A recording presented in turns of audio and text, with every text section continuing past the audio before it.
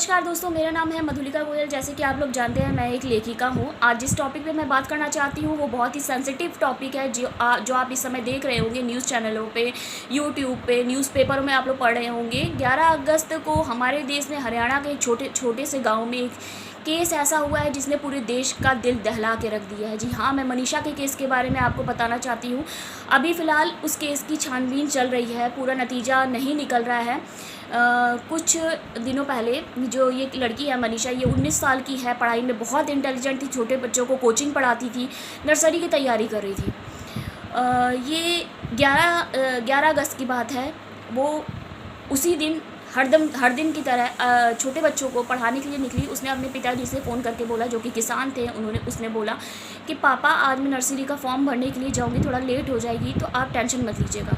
उसके बाद काफ़ी देर हो गई, शाम हो गई, रात के 7:30 बज गया, मनीषा अपने घर नहीं लौटी। जब मनीषा के पिताजी ने पुलिस में कंप्लेन करवाने के लिए जा रहे थे तो रास्ते में उनको एक पुलिस की गाड़ी मिली जिसमें 2 पुलिस वाले थे, एक कांस्टेबल था।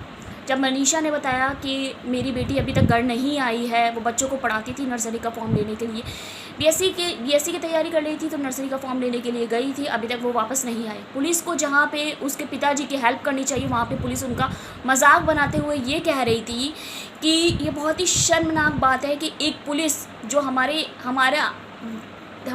रक्षा करने के लिए होती है, वो मजाक उड़ा रही है एक ऐसे पिता का जो ऑलरेडी पहले से परेशान है अपनी बेटी को लेके। बोल रही है उसके पिता से कि तुम्हारी लड़की भाग गई होगी या तो फिर किसी बॉयफ्रेंड के साथ मौज मस्ती करके पिकनिक बना के वो वापस आ जाएगी। इस तरह की गंदी बातें सुन के उस बाप के मन में क्या आया होगा विचार, ये हम सोच भी नहीं सकते।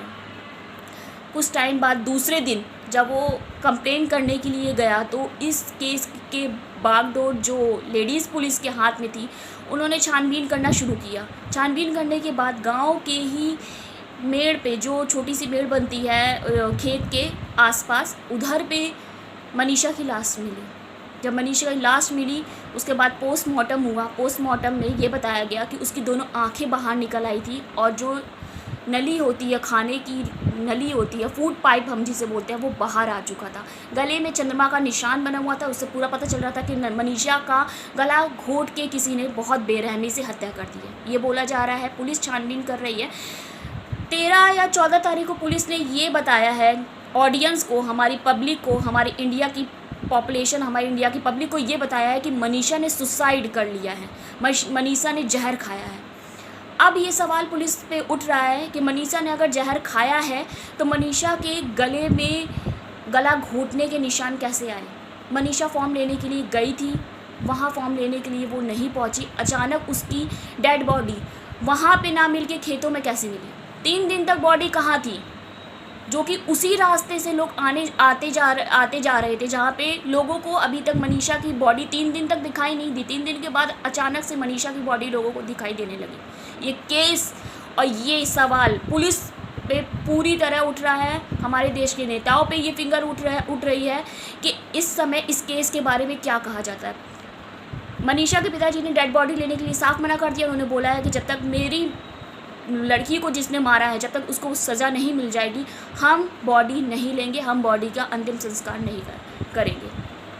पुलिस ने ये भी बताया है कि मनीषा ने एक सुसाइड नोट लिख के भेजा था कि मैं अब पापा मम्मी, मैं आप लोगों पे बोझ नहीं बनना चाहती हूँ, इसीलिए मैं सुसाइड कर रही हूँ। पुलिस ये भी कह रही है मनीषा ने जहर खाया। तो अभी तक 11 से लेके 13-14 तारीख तक ये जो लेटर है वो अभी तक माँ बाप तक, पुलिस तक, जनता तक क्यों नहीं पहुँचा। जब छानबीन हुई तभी ये लेटर क्यों पहुंचा। यानी कि इस केस में बहुत बड़ी कुछ गड़बड़ है। या तो पुलिस इस केस से पर्दा झाड़ना चाहती है या तो जनता को बेवकूफ़ बना रही है। इस केस को कवर करने के लिए ये सारी चीज़ें बताई जा रही हैं, लेकिन असली मामला यही है कि मनीषा के साथ कुछ ऐसा घटा है जो अभी तक जनता के सामने नहीं आ पाया है। काफ़ी सारे सवाल उठ रहे हैं और जो मैं उन लोगों से अनुरोध करूंगी हाथ जोड़ के, जो बहुत ही यूट्यूब में गंदी बातें फैला रहे हैं कि मनीषा का रेप हुआ, मनीषा की बच्चेदानी निकाल ली, मनीषा का ये हो गया, मनीषा का वो हो गया। ऑलरेडी जो इंसान ख़त्म हो चुका है उसको और दर्दनाक मौत मत दें। अपने चैनल के व्यूअर बढ़ाने के लिए, अपने सब्सक्राइबर बढ़ाने के लिए इतना घटिया खेल मत खेलें। जो केस हो रहा है। अभी पोस्टमार्टम रिपोर्ट सिर्फ एक आई है जिसमें ये बताया गया है कि मनीषा की आँखें और जो श्वास नली है वो बाहर आ चुकी है। काफ़ी सारी अभी 2 पोस्टमार्टम रिपोर्ट, एक पोस्टमार्टम रिपोर्ट बाकी है।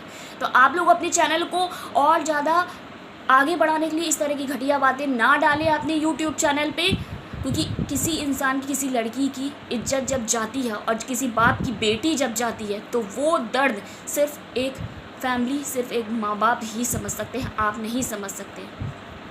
जो लोग हड़ताल पे, जो लोग धरना पे बैठे हैं कि मनीषा को इंसाफ मिलना चाहिए, उन सबको मैं बहुत बहुत थैंक यू बोलना चाहती हूँ कि हमारे देश की जनता आज भी ऐसी है कि वो अगर किसी के साथ ये सारी चीज़ें हो जाती हैं तो वो प्रोटेस्ट पे निकल आती है, वो हड़ताल पे निकल आती है, वो कैंडल मार्च पे निकल आती है कि उन्हें इंसाफ दो। शायद इसी वजह से हमारी पुलिस प्रथा पे, हमारे कानून पे कुछ दबाव पड़ पाता है।